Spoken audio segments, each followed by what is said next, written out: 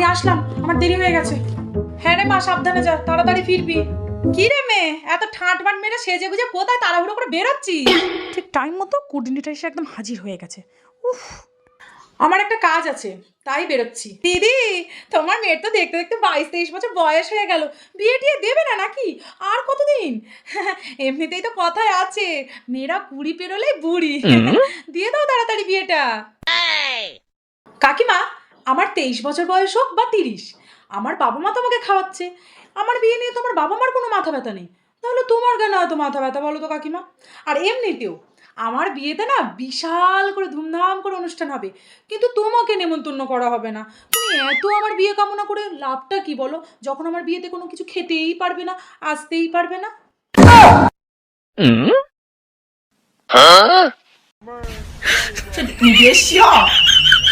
আমি আসছি মা।